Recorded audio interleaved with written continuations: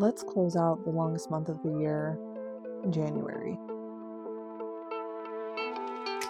January is finally freaking over. What is the psychology behind the fact that January is literally the month that never ends every single year? I don't understand it, but someone please let me know. But in today's video, we are going to talk about the books that I read this month, the shows that I watched this month, and my favorite purchase of the month. So this is something I'm hoping to do at the end of every month, so try and hold me to it. But let's start things off with the books first.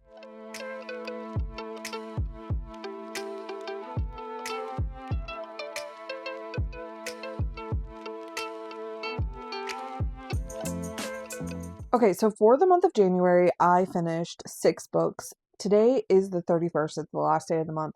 There is a chance I could finish another book today, but I'm just going to put it with February and that wrap up if I, in fact, do finish it today. So, honestly, I've read some pretty decent books this month. I will say I'm probably only going to talk about like my top 3 books, but if there are any of the books that are shown that you want some more information on, definitely let me know down in the comments and I can share some more. Okay, so I read The Mad Wife this month. I had been hearing a lot of people talk about this book at the end of 2025, and I was really intrigued by it. It's kind of like a psychological thriller kind of book, and it's set in like the 1950s. It's a lot about lobotomies. Um, it was interesting, entertaining. It was somewhat thrilling, but it had such a slow start to it. I feel like once we got to the last like quarter or so of the book was really when it got really good.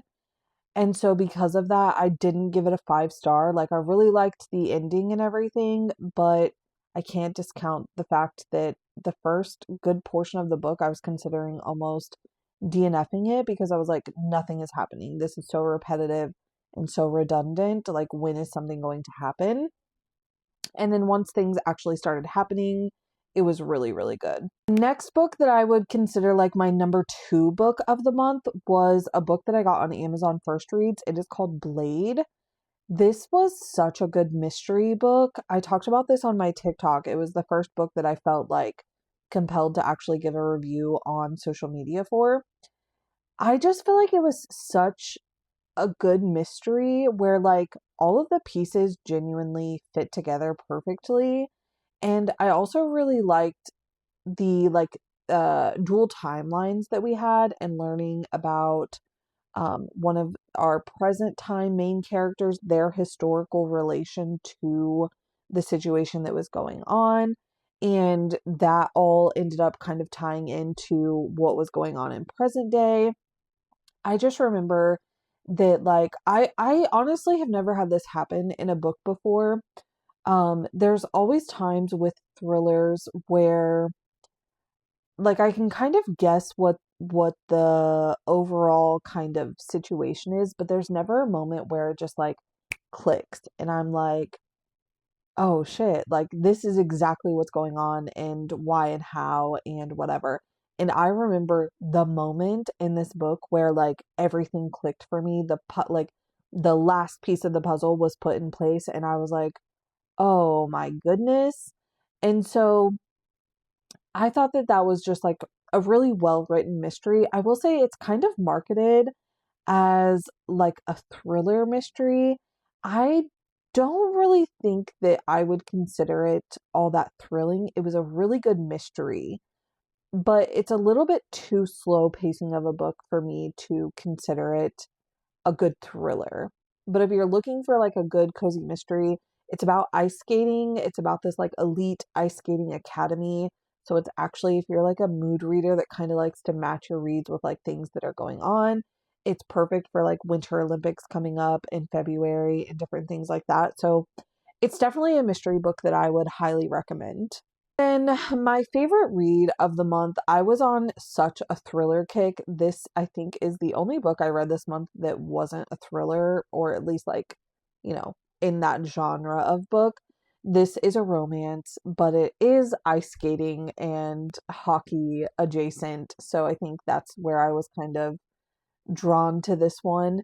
But it was Unsteady by Peyton Corinne, and the book that I'm currently reading is book 2 of this series, and I'm really enjoying that one so far as well. I just feel like lately I haven't been able to find a good romance book that really has like a good portion of all of the aspects that I think make a good romance book. Like maybe it has good pacing, maybe the characters have good banter, maybe the spice is good, maybe the characters are likable, maybe there's some, good character development, maybe there's some emotional depth, but I haven't found a book in a really long time that has all of those things. And for me, this one did. I feel like this was such, and I wasn't expecting that going into it. I was expecting this to just be like a little fun, like cleansing the palate kind of read because, like I said, I had been reading so many thrillers. I was like, let me get a romance in here before I like burn myself out on thrillers and get in a reading slump. And then this ended up being like my favorite read of the month.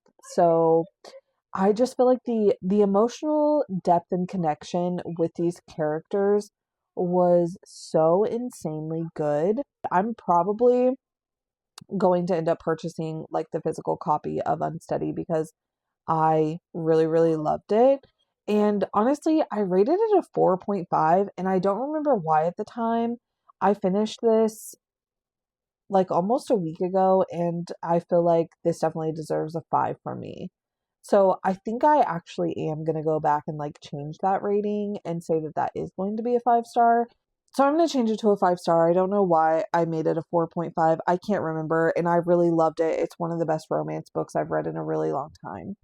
And that kind of rounds out my top books of January. Oh my gosh, I forgot to update you guys on something relating to the reading in the books.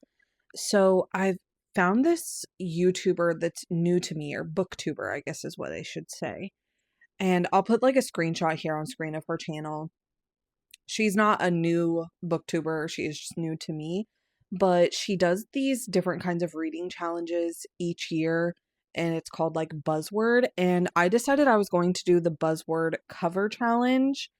And so my first for the month of January, the challenge was internal body parts. So it could be like a skull, blood, like a heart, something like that that had to be on the book cover. So I chose the book The Legacies, and it was a pretty decent book. It was kind of long. I read a book by this author over the summer called The Counselors, and I actually definitely preferred that book more. It was way more thrilling and way more fast paced.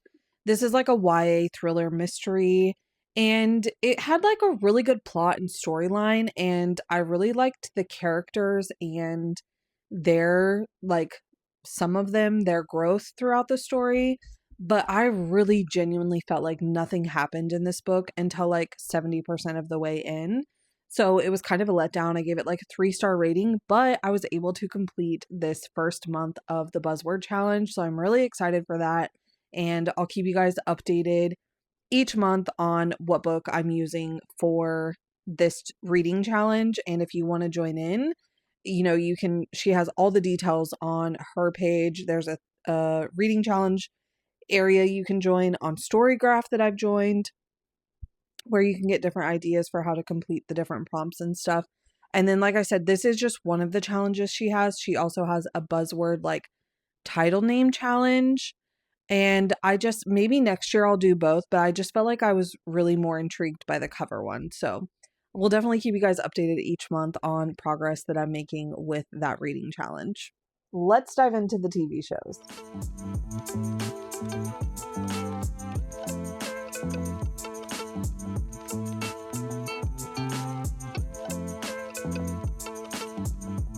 Okay, so this year for 2026, I really wanted to start tracking like all of the shows and movies that I watch throughout the year because I feel like a lot of times I am constantly saying I never watch anything new, but then these last like 2 years, I haven't done my normal rewatches, but I've definitely been watching TV. So, like, what am I watching and why can't I remember them? So, I did create or I found a template on Notion that is like for tracking and logging all of your TV shows and movies and leaving reviews and different things like that. It was a free template and I'm actually obsessed with it. So that's what I'm doing. I didn't watch any movies for this month. It is all TV shows. Some of them I did not fully complete, but I'm just going to kind of give rapid fire thoughts on everything that I watched. I'm not really going to do like a top 3 ranking. There's only like 5 on here anyways.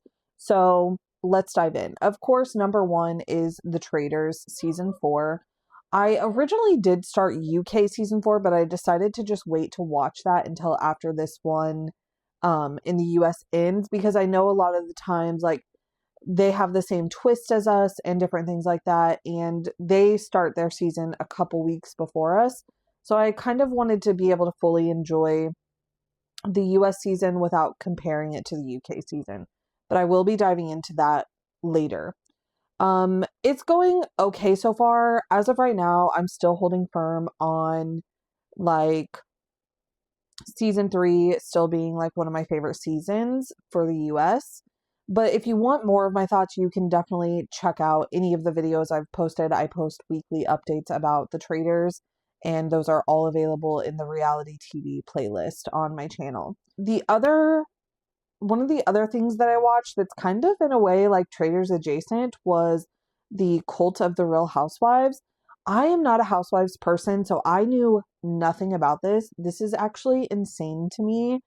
It was a pretty good documentary. It's a docu-series, let me be clear, because the one complaint that I do have about this is that it was a docu-series. I definitely feel like this is something that could have been like an hour and a half documentary and called it good. By the end of the 3rd episode, I was kind of like, we've heard pretty much the same story, because it was kind of like each episode was kind of following a couple of different people and how they were kind of involved or ingrained or became a part of this like cult situation. So I feel like we could have wrapped all of them into one documentary rather than doing separated episodes. It became a little bit repetitive for me. I watched a documentary on the Carter family, like Nick Carter, Aaron Carter, and their sisters. This was really interesting. I'm a millennial. I'm a Backstreet Boys fan. I used to be a really big fan of Nick Carter for obvious reasons. I no longer am, but it was very interesting to hear about their life from the perspective of Angel, who is Aaron's twin sister. I feel like she's someone that obviously we haven't really heard much from all throughout their years, and it was really interesting getting her perspective of growing up with these two siblings that reached insane celebrity status, and she was kind of just like left on her own, especially considering one of those is a twin of hers. So I did enjoy this documentary, and I'm really glad that she was able to share her story. It was a documentary heavy month, but the next one I watched was The Handsome Devil. This was insane. I do remember whenever some of this was going on TikTok, these women that go crazy for actual murderers and like insane people, there should be like a special place for them to go, I fear. I don't know if it's like a mental institution or what it is, but there's definitely like something is not working up here. Something is off. Something is a little off for them to be romantically obsessing over them the way that they do. Thirsting even. And that's kind of sort of what this documentary was about. It was about that whole kind of situation, but also just diving more into like the crimes that he committed and the trial and all of those kinds of things.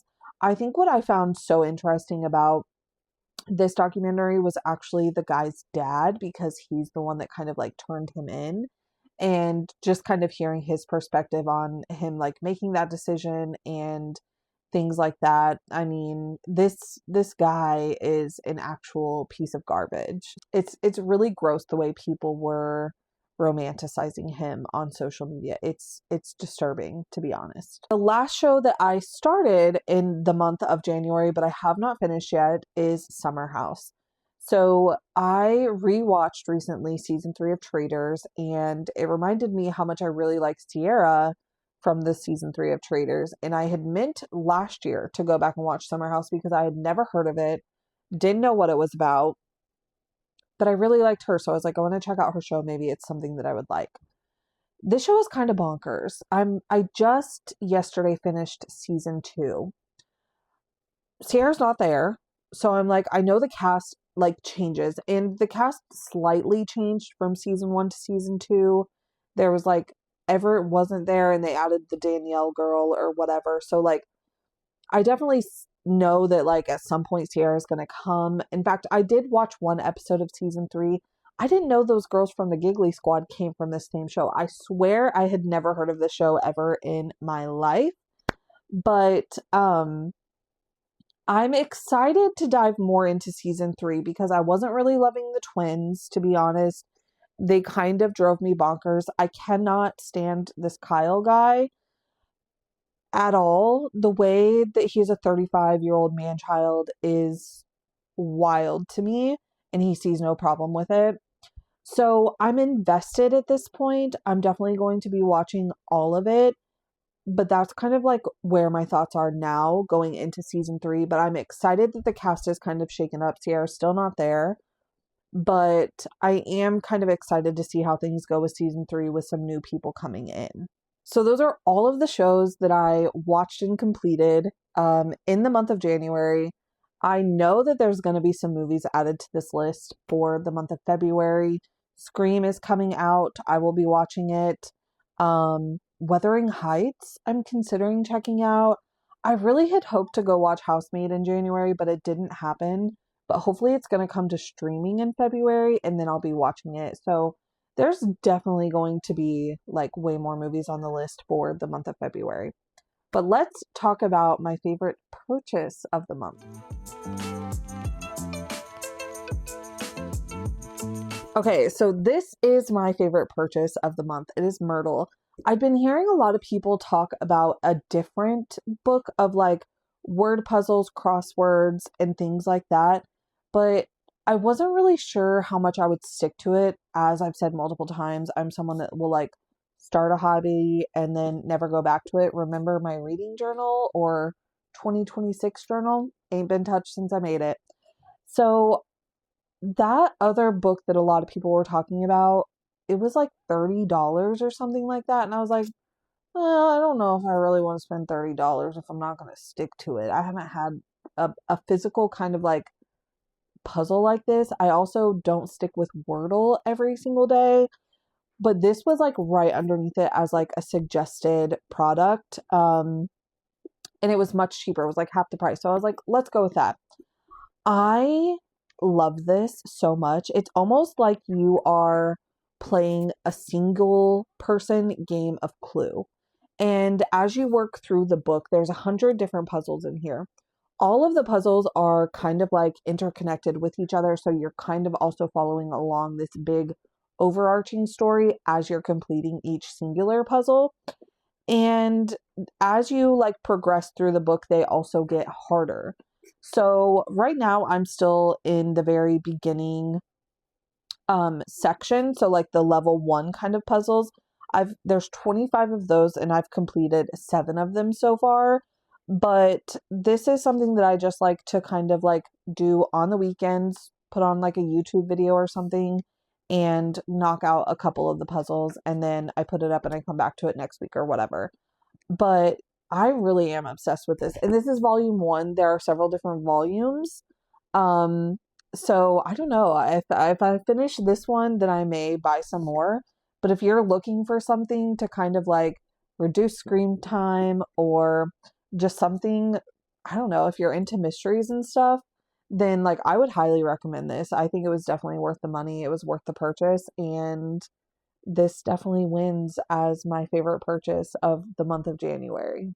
All right, well, that wraps it up for all the faves for the month of January. I'll be back with more in the month of February, but let me know down in the comments what were some of your favorite reads, watches, purchases, whatever, and I'll see you in the next video.